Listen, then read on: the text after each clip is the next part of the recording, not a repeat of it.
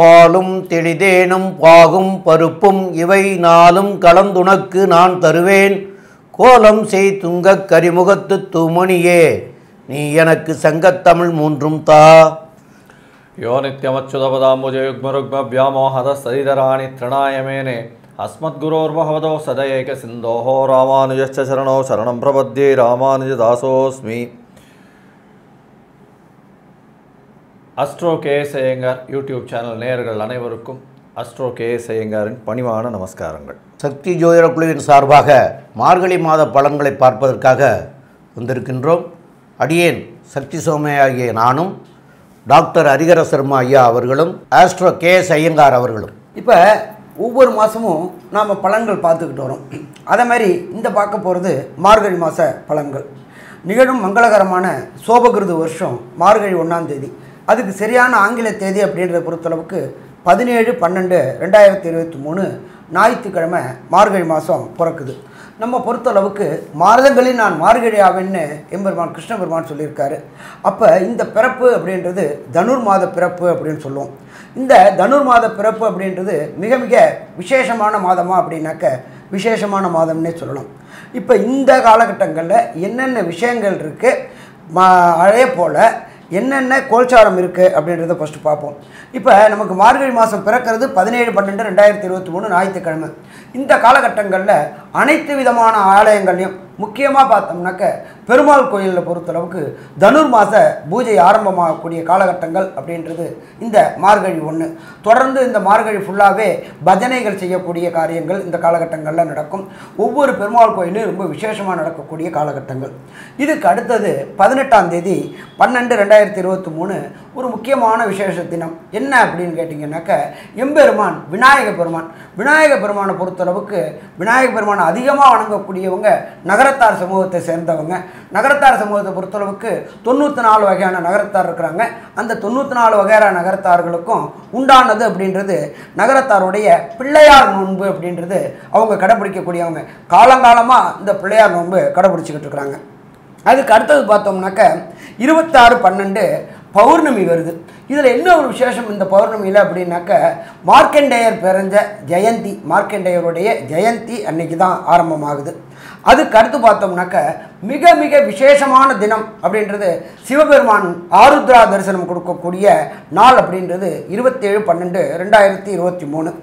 இதுக்கு அடுத்தது பார்த்தோம் அப்படின்னாக்க கேரளம் அப்படின்ற பொறுத்தளவுக்கு என்ன சொல்லுவோம் அப்படின்னாக்க கடவுள் பூமி அப்படிம்போம். அந்த கடவுள் பூமியை ஸ்தாபித்தது எம்பெருமான் ஸ்ரீ பரசுராமர். அவர் அவதரித்த நாள், அதுதான் கேரளம் ஸ்தாபமான நாள்.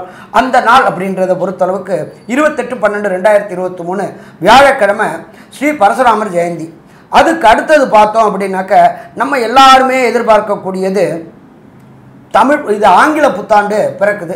1/1/2014 பிறக்குது. அதுக்கு அடுத்தது பார்த்தோம்னாக்க 11/1/2024 அன்னைக்கு அமாவாசை தினம். அது மட்டும் இல்லை, மக்களுக்கு எல்லாருக்கும் இதை சொன்னோம் வீரத்துக்கு புகழ் அப்படின்னு சொன்னாக்க எம்பெருமான் அனுமன் ஜெயந்தி, அனுமன் அவதரித்த நாள் அன்னைக்கு தான் ரொம்ப விசேஷமான நாள். அதுக்கப்புறம் பார்த்தோம் அப்படின்னாக்க 14/1/2024 அன்னைக்கு பழையன கருதலும் புதியன புகுதலும் நம்மளுடைய தமிழர்களுடைய மாண்பு, அதாவது போகி பண்டிகை. அப்போ அந்த போகி பண்டிகை அன்னைக்கு அத்தனையும் பழசெல்லாத்தையும் நம்ம போட்டு போகி அப்படின்றது கொளுத்திட்டு அந்த புது தைப்பொங்கல் இடக்கூடிய நாள். அப்போ இந்த 14/1/2024 போகி பண்டிகை ஆரம்பமாகுது. இன்றைக்கி நம்ம இதுக்கு அடுத்தது இந்த மார்கழி பிறக்கிற அன்னைக்கு கோல்சாரம் எப்படி இருக்குது அப்படின்னு பார்க்கலாமா? கோல்சாரம் அப்படின்றத பொறுத்தளவுக்கு மார்கழி பிறக்கிற அன்னைக்கு மேஷத்தில் எம்பெருமான் பிரகஸ்பதியான குரு இருக்கார். அதுக்கு அடுத்தது பார்த்தோம் அப்படின்னு சொன்னாக்க 6ஆம் இடமான கன்னியில் கேது பகவான் இருக்கார். அதுக்கப்புறம் 7ஆம் இடமான துலாத்தில் சுக்கிர பகவான் ஆட்சி பெற்ற சுக்கிர பகவான் இருக்கார். அவரை தவிர விருச்சிகத்தில் பொறுத்தளவுக்கு ஆட்சி பெற்ற பெண் செவ்வாயும் புத பகவானும் இருக்கார். அப்போ இந்த மாதம் அப்படின்றது பொறுத்தளவுக்கு மார்கழி மாதம் தனுர் மாதம். அப்போ சூரிய பகவான் அங்கே இருக்கார். இதில் இன்னொன்று விசேஷம் அப்படின்னாக்க இதில் முக்கியமானது என்ன அப்படின்னாக்க வரக்கூடிய 20/12/2023 மாதம் பிறந்து 3 நாளில் நம்மளுடைய சனி பெயர்ச்சி திருநள்ளாறில் நடக்கக்கூடிய உண்மையான சனிப்பெயர்ச்சி அப்படிங்கிறது 20/12/2023 சனிப்பெயர்ச்சி.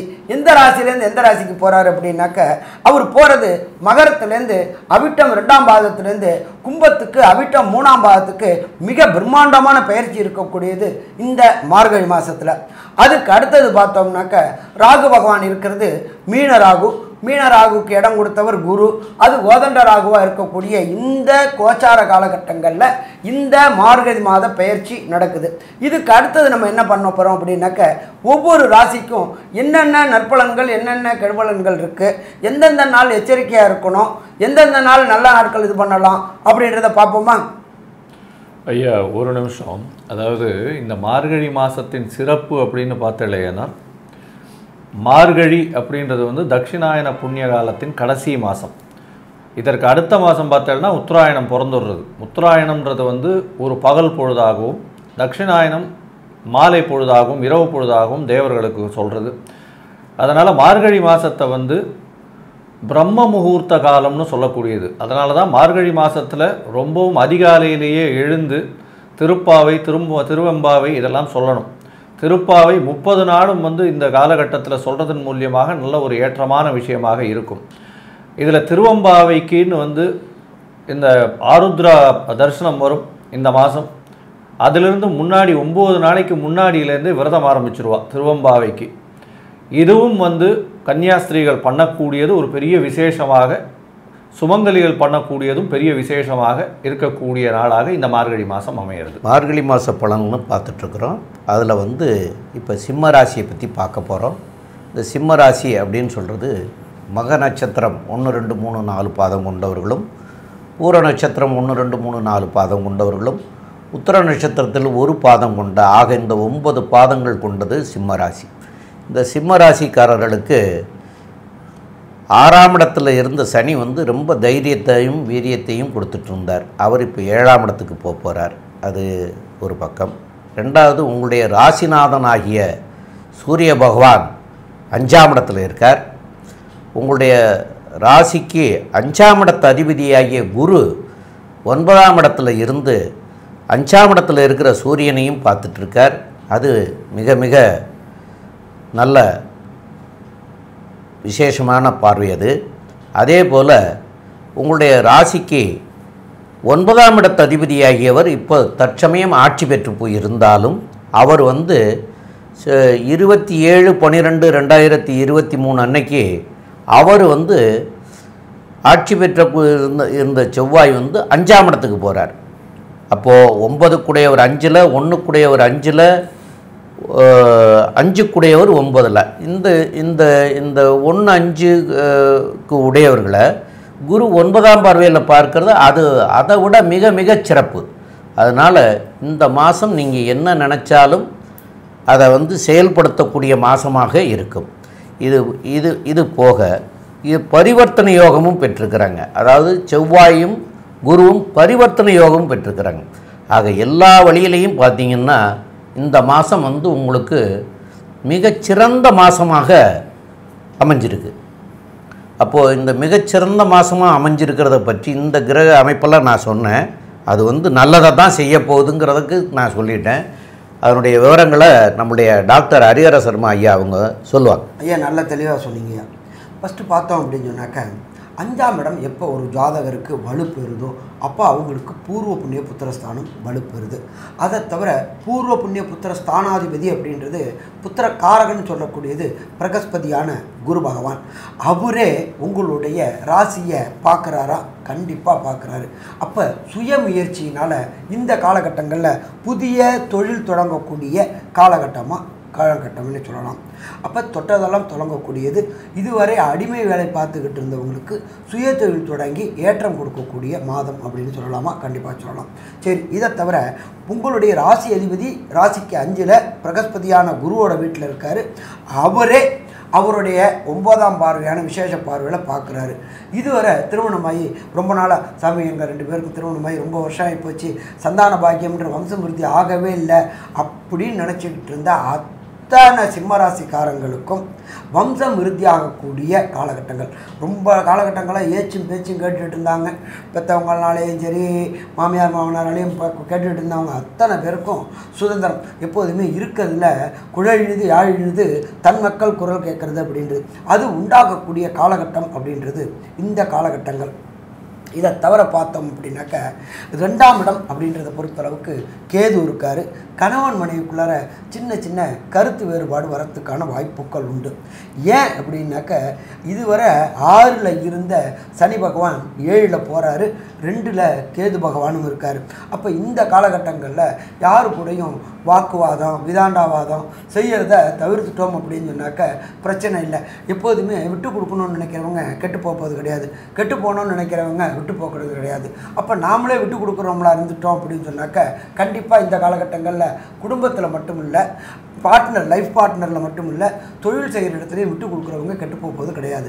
அப்போ இந்த காலகட்டங்கள் மார்கழி மாதம் அப்படின்றது நல்ல மாதமா அப்படின்னா நல்ல மாதம்.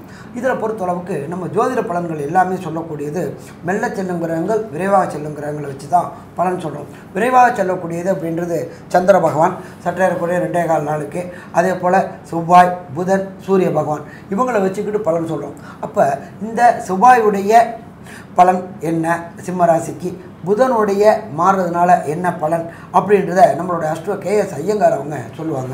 ஐயா அற்புதமாக சொன்னீங்க. அதாவது செவ்வாய் பகவான் மிகப்பெரிய யோகர், 4ஆம் இடத்திற்கும் 9ஆம் இடத்திற்கும் உண்டான ஆட்சிநாதன் சொல்லக்கூடியவர். அவர் இந்த மாதம், அதாவது மார்கழி மாதம் பிறக்கும் பொழுதே 4ஆம் இடத்தில் ஆட்சி பெற்றிருக்கார். தாயின் உடல்நிலையில் நல்ல ஏற்றம், புதிய தொழில் அமையக்கூடிய வாய்ப்பு, புதிய வீடு மனை வாகனம் வாங்கக்கூடிய ஒரு பேருக்குன்னு ஒரு அட்வான்ஸாவது கொடுத்துட்டு வந்துடுவீங்க. வீட்டில் சுபகாரியம் நடக்கக்கூடிய காலகட்டம், முயற்சிகள் அனைத்தும் வெற்றி பெறும்.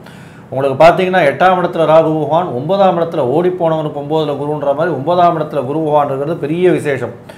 உங்களுடைய ராசிக்கு 4ஆம் இடத்தில் ஆட்சி பெற்ற செவ்வாய் இருக்கிறதன் மூலியமாக பார்த்தீங்கன்னா வீடு மனை வாங்கக்கூடியது, அது தவிர இந்த லேண்டு பேரன் லேண்டு வாங்கக்கூடியது, அதாவது நான் அக்ரிகல்ச்சரல் லேண்டுன்னு சொல்லுவாங்க இல்லையா, அந்த மாதிரியான லேண்டெல்லாம் வாங்கக்கூடி இருக்கக்கூடிய காலகட்டமாக இந்த மாதம் அமைய போகிறது. இந்த மாதத்தில் இந்த கிரானைட் பிஸ்னஸ் பண்ணுறவங்களுக்கு பெரிய ஏற்றம் இருக்கும். அரசியல் அரசு செல்வாக்கு இந்த காலகட்டத்தில் இருக்கிறவங்க கொஞ்சம் ஜாகிரதையாக இருக்கிறது ரொம்ப நல்லது. ஏன்னா 2ஆம் இடத்துல கேது பகவான் இருக்கார், சமசப்தமத்தில் சனி பகவானும் வந்துட்டார், 8ஆம் இடத்தில் ராகு மறைந்திருக்கார். அதனால் மறைமுகமான எதிரிகள் அதிகமாக வரக்கூடிய வாய்ப்பு உண்டு, மறைமுகமான பணவரவு அதிகமாக இருக்கக்கூடிய வாய்ப்பு உண்டு. 7ஆம் இடத்தில் சனி பகவான் ஆட்சி பெற்று போயிருக்கிறது கண்டிப்பாக எதிரிகள் நிச்சயமாக கை ஓங்கக்கூடிய காலகட்டமாக இந்த சிம்மராசிக்காரர்களுக்கு இருக்குது. பேச்சில் மிகுந்த கவனம் தேவை. இந்த சனி பகவான் இந்த 2.5 வருஷம் இருக்கிறவர்களும் பேச்சில் ரொம்ப ஜாகிரதையாக இருங்க. எதுக்கு சொல்கிறோம்னா, பேச்சில் விட்டுட்டிங்கன்னா அது வழியாகவே அடுத்தவர்கள் தவறாக புரிந்து கொண்டு அதன் வழியாகவே பிரச்சனையை கொடுப்பார். உங்களுடைய ராசிக்கு பார்த்தோம்னா 4ஆம் இடத்தில் இருக்கக்கூடிய செவ்வாய் பகவானும் 5ஆம் இடத்துக்கு போகிறார். குருவின் பார்வையில் பரிவர்த்தனை யோகம் அமையிறது, பெரிய ஏற்றம்.